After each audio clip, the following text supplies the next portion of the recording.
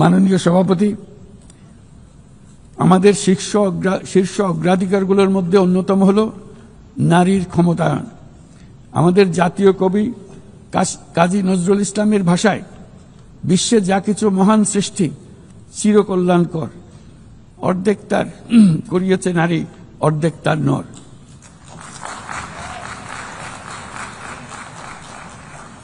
প্রকৃতপক্ষে বর্তমান বিশ্বে অনেক গুরুত্বপূর্ণ ক্ষেত্রে নারীদের অবদান অর্ধেকেরও বেশি।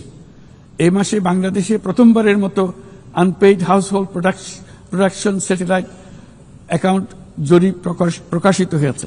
সেখানে দেখা যায় যে অবৈতনিক পরিচর্যা ও গৃহস্থালী কাজের শতকরা 85% বেশি কাজ নারীরা একাই করে থাকেন, যার অর্থমূল্য আমাদের স্থূল দেশজ উৎপাদনের প্রায় 16%। বহু প্রতিকূলতা সত্ত্বেও আজ আমাদের মেয়েরা শ্রেণীকক্ষ থেকে বোর্ডরুম, গবেষণাগার থেকে ক্রীড়াঙ্গন সবখানে বাধা অতিক্রম করে সফল হচ্ছে।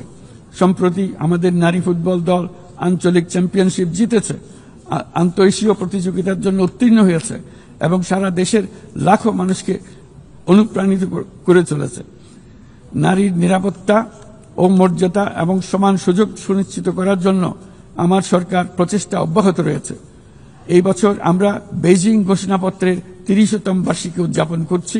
এই উপলক্ষে নারীর ক্ষমতায়নে আমাদের অঙ্গীকারকে আরও জোরদার করতে আমরা বেইজিং +30 অ্যাকশন এজেন্ডা এর অধীনে আগামী 5 বছরে বাস্তবায়নের লক্ষ্য নিয়ে 4টি জাতীয় প্রতিশ্রুতি ঘোষণা করেছি। এর মধ্যে রয়েছে যৌন হয়রানি প্রতিরোধ, সুরক্ষা সংক্রান্ত আইন প্রণয়ন করা, নারীর অবৈতনিক পরিচর্যা ও গৃহস্থলী কাজের স্বীকৃতি ও মূল্যায়ন নিশ্চিত করা, রাজনৈতিক ও জনপরিসরে নারীর অংশগ্রহণ বৃদ্ধি করা, নারীর সমতা ও ক্ষমতায়নের প্রতি সংবেদনশীল বাজেট প্রণয়ন পদ্ধতি শক্তিশালী করা।